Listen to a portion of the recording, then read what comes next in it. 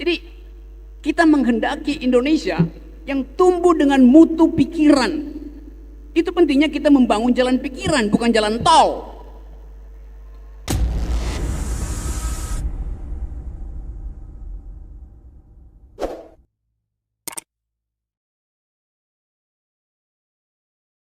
Anak muda hari ini, menurut data Bank Dunia, mereka yang berusia 15 sampai 27 tahun adalah penganggur terbesar di Republik ini.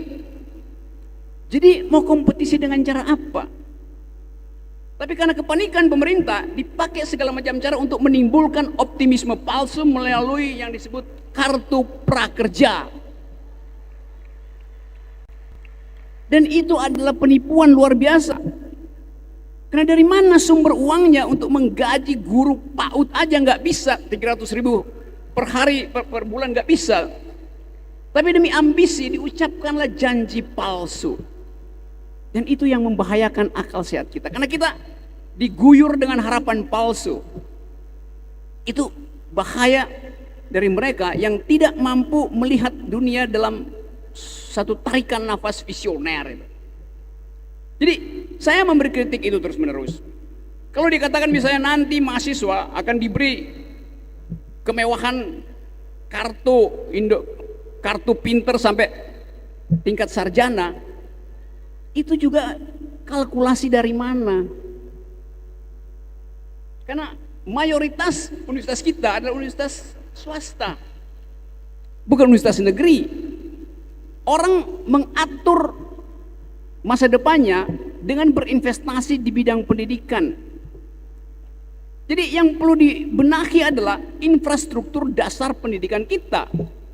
Seharusnya anak lulusan SMP, SMA udah bisa berpikir cerdas, sehingga dia cukup tangguh untuk berhadapan dengan persaingan globalisasi ke depan. Tapi seolah-olah tidak cukup dengan SMA ditambah dengan universitas, tapi dengan kualitas kurikulum yang buruk. Gak ada gunanya.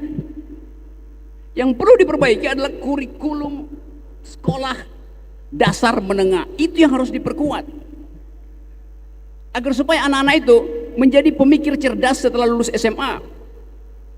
Karena itu anak-anak tidak boleh dibiasakan menghafal-hafal jawaban, apalagi menghafal-hafal nama ikan itu.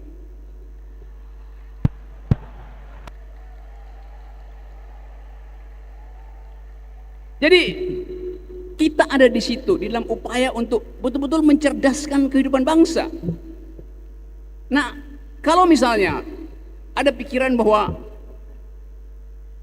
masa depan akan ditentukan oleh presiden berikutnya, maka pertaruhannya adalah presiden berikutnya adalah presiden yang harus punya visi jauh ke depan itu, yang mampu membaca potensi konflik global di Asia Pasifik, di Laut Cina Selatan, yang mampu untuk menganalisis apa akibat nanti bila rasisme berkembang di seluruh dunia. Jadi kita menghendaki Indonesia yang tumbuh dengan mutu pikiran. Itu pentingnya kita membangun jalan pikiran, bukan jalan tol.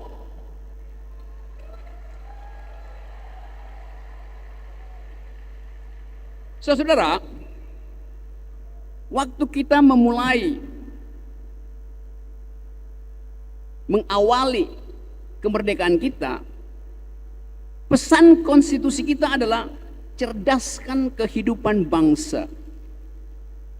Mencerdaskan kehidupan bangsa tidak mungkin sekedar melalui tipu-tipu elektabilitas. Bangsa yang cerdas adalah bangsa yang membangun infrastruktur pendidikan mendahului infrastruktur fisik. Itu inti dari pembangunan kecerdasan bangsa. Karena selama kita punya ada legasi di dalam kurikulum, kita tidak takut kehilangan masa depan. Kita belajar dari Jepang misalnya. Waktu Perang Dunia Kedua, Jepang itu luluh lantak oleh bom atom Amerika yang dijatuhkan di Nagasaki dan Hiroshima.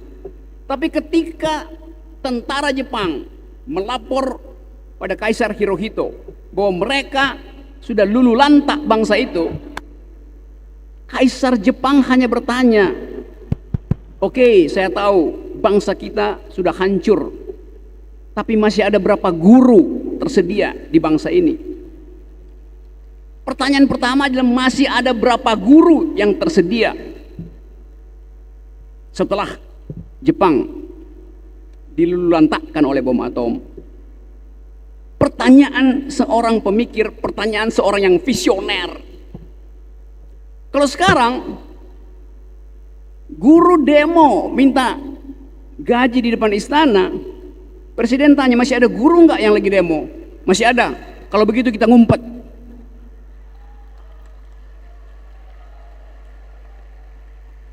Jadi visinya terbatas pada soal infrastruktur fisik, bukan pada infrastruktur pedagogi. Saya kasih kritik itu supaya kita berpikir ulang tentang desain awal negeri ini. Jadi Anda lihat bahwa di dalam kehidupan macam-macam kita nggak punya pegangan apa sebetulnya yang sedang terjadi dalam republik ini. Pak Fuad, Pak Wasir tadi menerangkan tentang paradoks-paradoks dalam kebijakan ekonomi. Di bidang hukum juga hal yang sama berlangsung. Ini Fakultas Hukum. Klaim pemerintah adalah bahwa hukum ditegakkan. Oh ya, benar. Kita melihat ada penegakan hukum di mana-mana. Tetapi data luar negeri mengatakan indeks demokrasi Indonesia turun. Lalu bagaimana kita terangkan ada penegakan hukum tapi indeks demokrasi turun? Satu-satunya keterangan adalah bahwa penegakan hukum berlangsung secara otoriter. Itu keterangannya.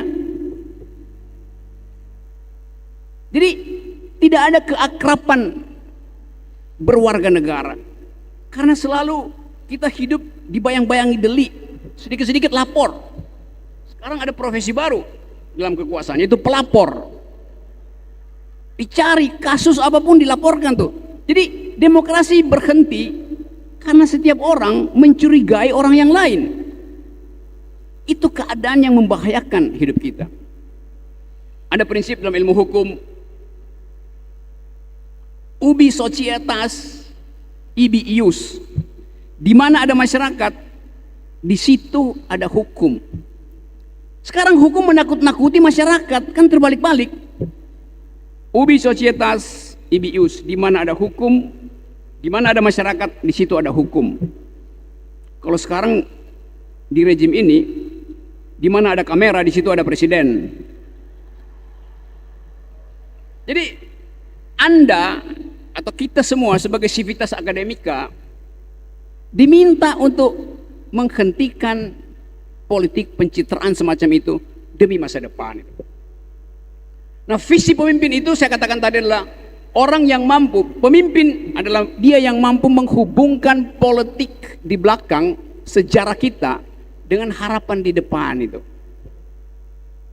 Jadi kalau kita memilih pemimpin, artinya kita tahu bahwa dia punya kemampuan visioner. Visi artinya sesuatu yang ada di kepala sebagai kemampuan intelektual. Visi tidak mungkin hilang dari kepala, walaupun contekannya berterbangan di bawah angin, tapi visi yang ada di kepala terus melekat. Jadi orang yang punya visi tidak mungkin gugup dan gagap mengucapkan pikirannya itu. Kalau ada pemimpin yang tiba-tiba tidak gugup dan tidak gagap, tadinya biasanya gugup dan gagap, sekarang tidak gugup tidak gagap, kita curiga, apa dia sudah punya visi atau visinya dibantu oleh bisikan teknologi? Jadi kepalsuan demi kepalsuan kita lihat dipertontonkan setiap hari di dalam pertandingan politik hari ini. Kebanggaan kita sebagai negeri yang pernah kuat, sangat kuat di tingkat ASEAN misalnya, hilang karena sekarang pers luar negeri tidak lagi pernah menganggap Indonesia punya kemampuan diplomasi. Barusan Mahathir Muhammad membantah bahwa pembebasan siapa namanya Siti Aisyah itu bukan karena tekanan pemerintah Indonesia. Jadi kita mempromosikan seolah-olah itu adalah intervensi kita. Perdana Menteri Malaysia membantah. Artinya kemampuan diplomasi kita buruk bahkan di ASEAN itu. Kan kita malu mengklaim kemudian dibantah. Artinya tidak ada persiapan untuk masuk di dalam argumentasi diplomasi itu. Dan memang betul, Indonesia sekarang kehilangan kepemimpinan di semua fora internasional karena presiden kita takut mengucapkan pikiran di fora internasional itu. Itu memalukan. Karena visi Indonesia harus dikenal minimal di tingkat ASEAN, lalu ke Asia Tenggara, lalu ke Asia Pasifik, lalu ke dunia. Sekarang orang nggak kenal visi Indonesia apa tuh. Karena presiden gugup dan gagap untuk mengucapkan pikiran di fora internasional. Jadi saudara-saudara, tugas universitas adalah mengambil alih kegagalan pemerintah di dalam memamerkan kemampuan berpikir bangsa ini. Dan itu tidak boleh dihalang-halangi oleh kekuatan manapun. Kita masuk di dalam satu suasana baru, yaitu bertengkar tentang statistik. Statistik itu adalah bagian dari upaya untuk pencitraan. Sebetulnya kalau dia diucapkan berkali-kali oleh pemerintah, itu artinya ada kebohongan yang hendak dimanipulasi lewat statistik. Kalau dikatakan bahwa misalnya infrastruktur Jawa, jalan tolnya udah tersedia, oleh karena itu ekonomi akan bertumbuh karena ada tulang punggung baru dari Jakarta sampai Semarang. Tetapi sisi baliknya mesti kita lihat, dibukanya jalan tol menyebabkan jalan-jalan ke pantai utara itu tutup. Jadi ada beban ekonomi lain. Karena itu tugas kampus adalah membalancing statistik pemerintah. Berapa banyak warteg yang tutup di Tegal, berapa banyak toko batik yang tutup di Pekalongan, berapa banyak kios ikan asin yang tutup di Brebes, karena jalan tol tidak lagi mampir ke toko-toko itu.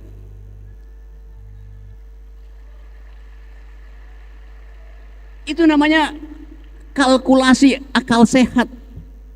Berapa banyak pasangan yang berpisah, nggak jadi menikah, putus pacaran, karena desanya dibelah oleh jalan tol, yang utara nggak bisa lagi pacaran sama yang di selatan.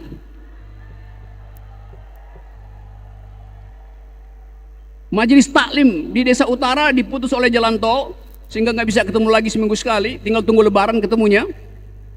Jadi ada ongkos kultural dan ongkos sosial akibat dari pilihan kebijakan infrastruktur yang tidak punya analisis dampak kultural, dampak sosial. Nggak mau konsultasi dengan Unisula pemerintahnya itu. Jadi kita ada di situ dalam kekonyolan kebijakan. Dan kita nggak ingin ulangi itu.